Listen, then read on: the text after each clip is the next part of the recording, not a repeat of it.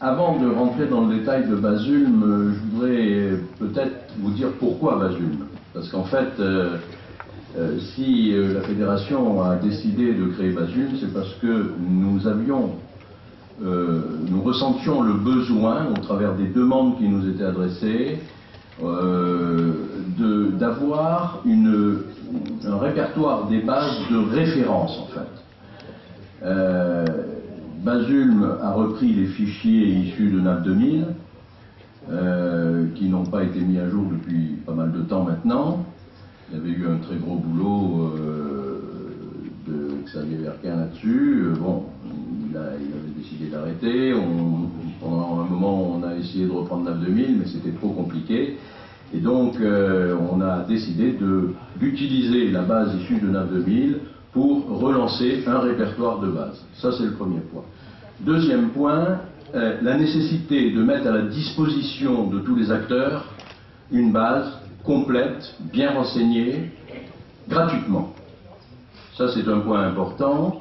Tout le monde peut avoir accès à cette base. Les fabricants de GPS, nous avons déjà plusieurs demandes. Les utilisateurs, bien sûr, mais aussi tous les gens qui ont des programmes de navigation ou autres. L'objet de Bas-Ulm, c'est surtout pas d'être un programme de navigation. C'est pas du tout dans l'intention de développer un programme de navigation. Le seul but de Bas-Ulm, c'est d'avoir un répertoire des bases de France le mieux informé possible, le plus complet possible. Et ça, c'est le boulot que vous allez faire vous. Mais en fait, c'est un boulot qui va servir à tout le monde et qui devrait, normalement, si tout se passe bien, c'est notre espoir, devenir vraiment le fichier des bases de France de référence pour tous les utilisateurs.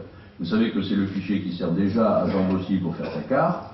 Donc, on va continuer, on va essayer tous ensemble de le développer et d'en faire un outil qui sera pratique et utile pour tous.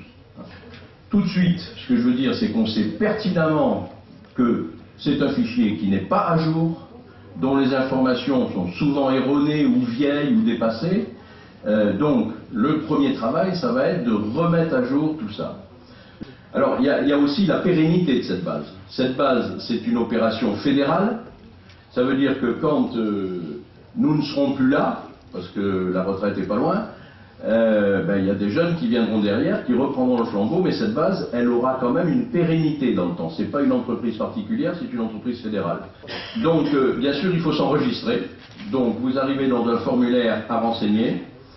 Nom, prénom, identification de connexion, le mail, le mot de passe, etc. Et bien sûr, accepter les conditions d'utilisation. Parce que bien sûr, aujourd'hui, on est dans une époque où les procès se font facilement. Alors, quand on rentre dans la recherche de Bas-Ulm, vous avez ici les terrains, on peut les avoir sous forme de carte, sous forme de liste. Voilà la liste qui apparaît, avec la possibilité de sélectionner une région, un département, un toponyme. Et donc, ensuite, vous arrivez carrément sur la carte, avec les